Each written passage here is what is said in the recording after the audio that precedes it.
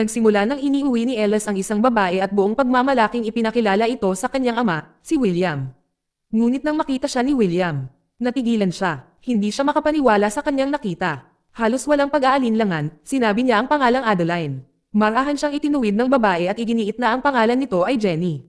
Gayunpaman, may kung ano sa ekspresyon ni William na nagsasabing sigurado siya. Ang babaeng nakatayo sa harap niya ay eksaktong kamukha ng babaeng minahal niya 50 taon na ang nakalilipas. Ang kanyang tunay na pangalan ay Adeline Bowman.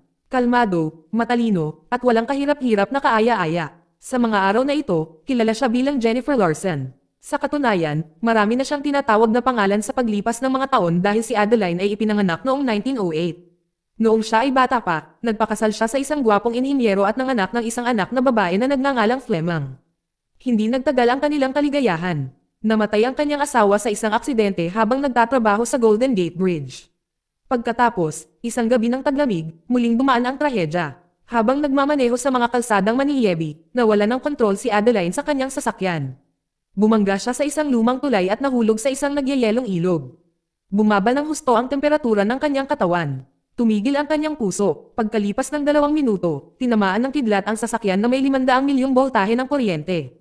Muling pinaandar ng surge ang kanyang puso. Buhayin siya ng init mula sa hypoxia at may pambihirang nangyari sa antas ng selula.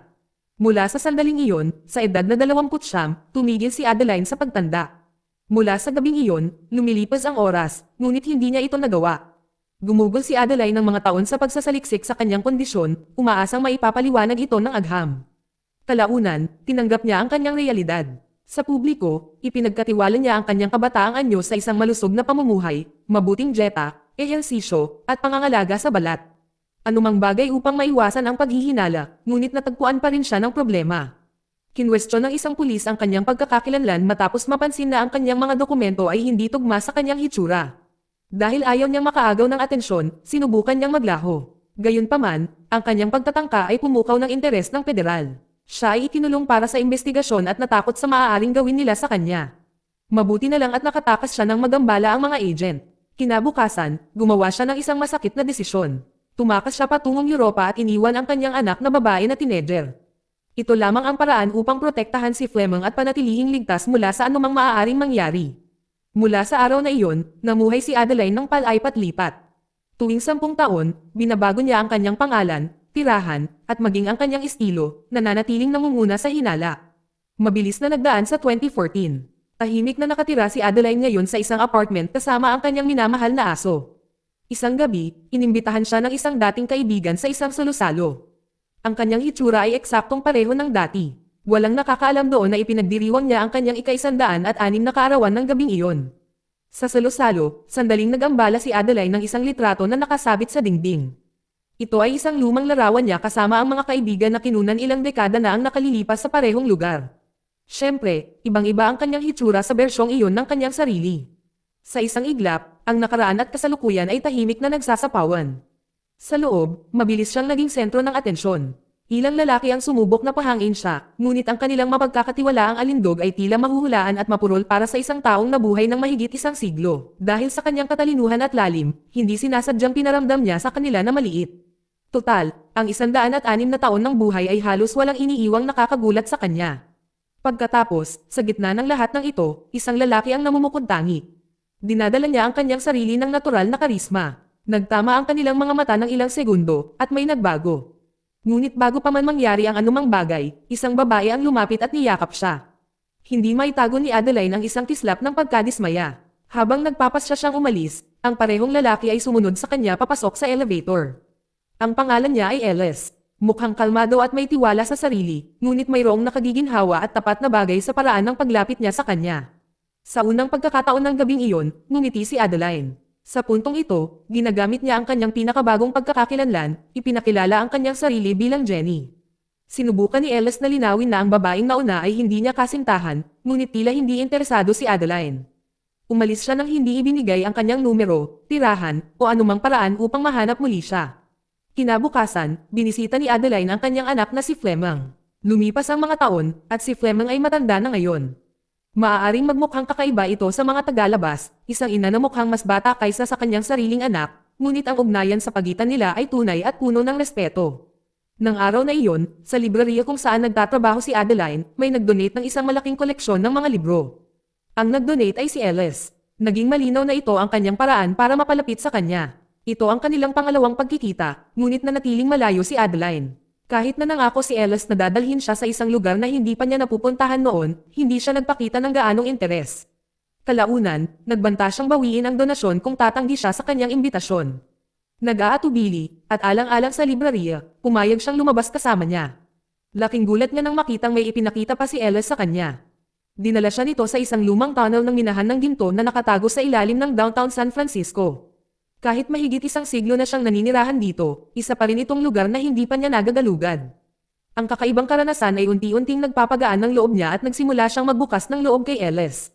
Sa pagtatapos ng gabi, binanggit ni Adeline na malapit na siyang umalis ng lungsod. Sa halip na maging mapag-isa, nanatili si Ellis sa kanyang pagiging kalmado.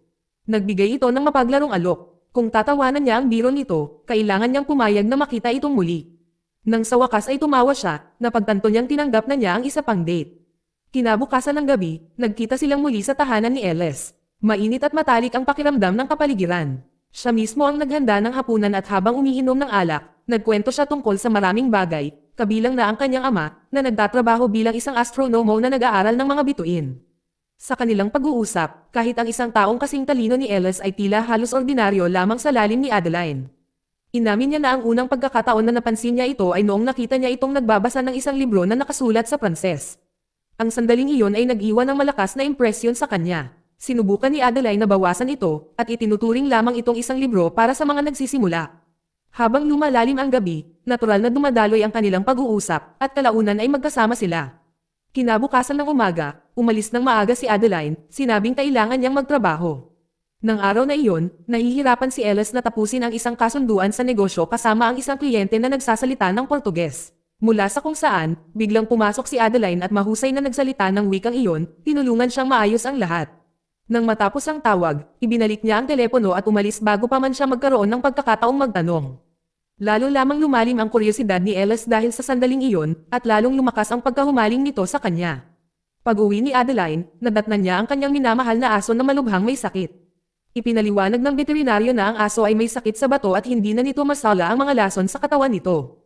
Ang pagkawala ng kanyang kasama ay nag-iiwan ng malalim na sugat sa emosyon. Para sa isang taong nakaranas na ng napakaraming pagkawala, ang sakit na ito ay parang pamilyar. Maya-maya, dumating si Ellis malapit sa kanyang apartment dala ang mga bulaklak. Sa halip na makaramdam ng ginhawa, nakaramdam si Adeline ng labis na pagkabalisa.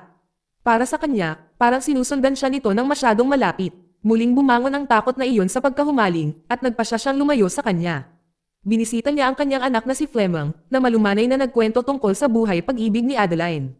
Gusto ni Fleming na ang kanyang ina ay mamuhay na parang isang normal na tao, magmahal ng isang tao nang hindi patuloy na tumatakas. Ang mga taong dating humahabol sa kanyang mga sikreto ay matagal nang wala.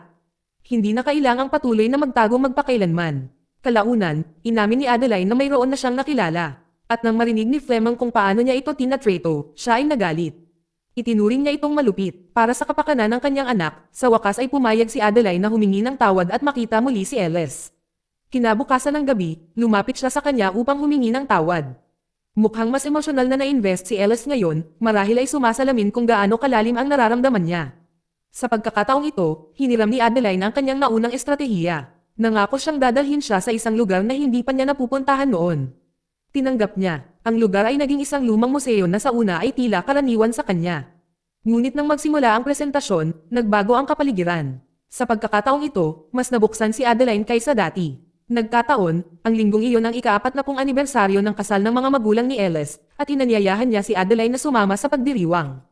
Pagdating nila sa tahanan ng pamilya nito, mainit silang sinalubong, ngunit nagbago ang mood nang pumasok ang kanyang ama. Biglang binanggit ni William ang pangalang Adeline nang ipakilala siya ni Ellis bilang Jenny.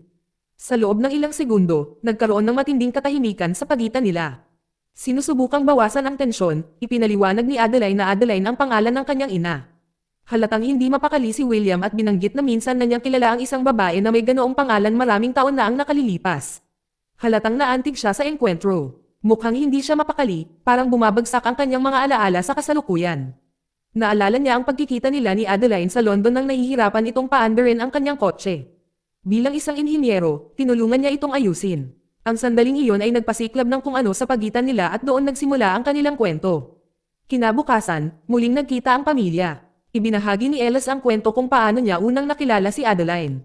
Nang makita ang kanyang asawa na lalong naging interesado, ang asawa ni William ay naging mausisa at nagtanong kung paano niya nakilala ang isang babaeng nagngangalang Adeline ilang taon na ang nakalilipas. Ayon kay William, siya ay katulad ng inilarawan ng kanyang anak, natatangi at napakatalino. Matatas siyang magsalita ng 4 na wika. Higit pa riyan, dinala niya ang kanyang sarili ng may tahimik na karunungan na parang ang bawat pangungusap ay nagmula sa isang buhay na karanasan. Ngunit habang ginuganitan ni William, ang kanyang mga salita ay hindi sinasadyang nasaktan ang kanyang asawa. Inamin niyang naiinggit siya sa paraan ng pagsasalita nito tungkol sa nakaraan. Mabuti na lang at mabilis itong napagtanto ni William at malumanay na tiniyak siya, humingi ng tawad at niyakap siya, na nagpanumbalik ng init sa silid. Nang gabing iyon, naglaro ang pamilya ng tradisyonal na laro ng hula. Si William ay palaging walang kapantay dahil sa kanyang malawak na kaalaman. Ang mga tanong ay pabago-bago at malayo sa madali. Gayunpaman, wala sa mga ito ang tila mahirap para kay Adeline. Sumagot siya ng walang kahirap-hirap na naglagay sa kanya sa isang natatanging antas ng kanya.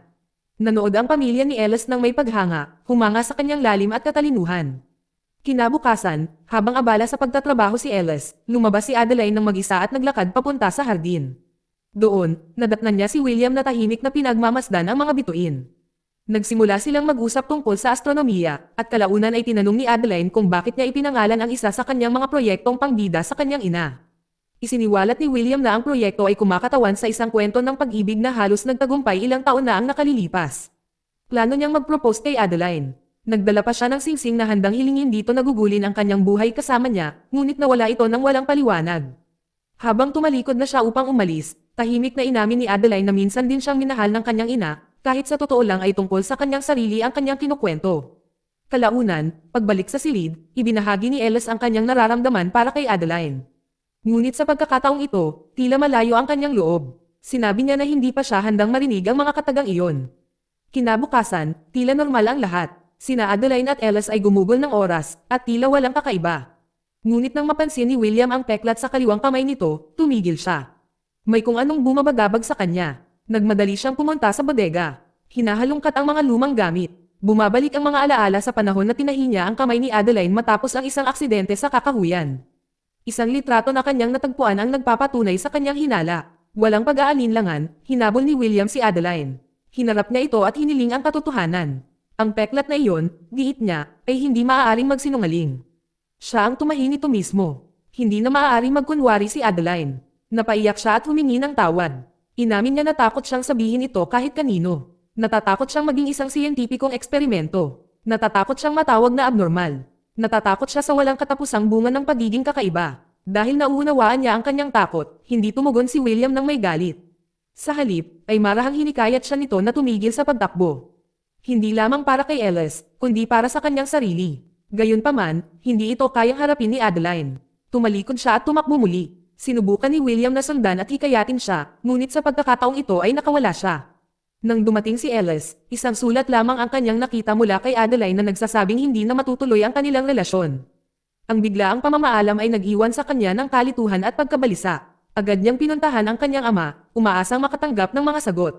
Ngunit hindi rin maipaliwanag ni William ang lahat. Sa halip, hinikayat niya si Ellis na sundan siya ng walang pag-aalinlangan. Habang palabas ng bayan, sumapit ang trahedya. Nabangga ang sasakyan ni Adeline ng isang truck at napilitang umalis sa kalsada. Bumubuhos ang nyebe ng gabing iyon, at ang nagyayelong temperatura ay lalong nagpapalala sa lahat. Siya ay nagdusa ng matinding hypothermia. Bumaba ng husto ang sirkulasyon ng kanyang dugo, at hindi niya namamalayan, siya ay napunta sa isang kritikal na kalagayan. Pagkalipas ng ilang oras, sa wakas ay natagpuan siya ni Ellis. Nang mga panahong iyon, tumigil na ang kanyang puso. Alas 8 ng gabing iyon, opisyal na idineklarang patay si Adeline Bowman sa edad na 107. Pagkalipas ng 2 oras, sinubukan ng medical team ang isang huling pagsisikap gamit ang isang defibrillator na nakacharge sa 750 volts. Sa kabila ng lahat ng posibilidad, muling tumibok ang kanyang puso. Itinakbo siya sa ospital at kalaunan ay nagkamalay, mahina ngunit buhay. Ipinapalagay ni Ellis na tumakas siya dahil sa inamin niya noong nakaraang gabi ngunit sinabi sa kanya ni Adeline na hindi iyon ang dahilan. Pagkakataong ito ay inamin niya na pareho ang nararamdaman niya para sa kanya, at sa wakas ay isiniwalat niya ang katotohanan na itinatago niya sa loob ng ilang dekada. Dumating din si Fleming sa lalong madaling panahon. Sa una, mapaglarong nagkunwari siyang lola ni Adeline sa harap ni Ellis. Ngunit nang matanto niya na alam na ni Ellis ang lahat, ang sandali ay naging malalim na emosyonal. Niyakap niya ito, tinanggap sa kanilang kakaibang realidad. Pagkalipas ng isang taon, nagbago ang lahat. Si Adeline ngayon ay namumuhay ng payapa kasama si Fleming at isang bagong aso. Sa gabing malapit na silang dumalo sa isang salo-salo, bumalik si Adeline sa kanyang silid upang kunin ang kanyang bag. Habang napapadaan siya sa isang pader na gawa sa salamin, may nakaagaw ng kanyang atensyon. Sa unang pagkakataon sa loob ng halos isang siglo, napansin niya ang isang-isang hibla ng puting buhok. Ito ang senyales na hindi niya inaasahan. Siya ay tumatanda muli. Dito nagtatapos ang kwento. Salamat sa panonood, kaibigan.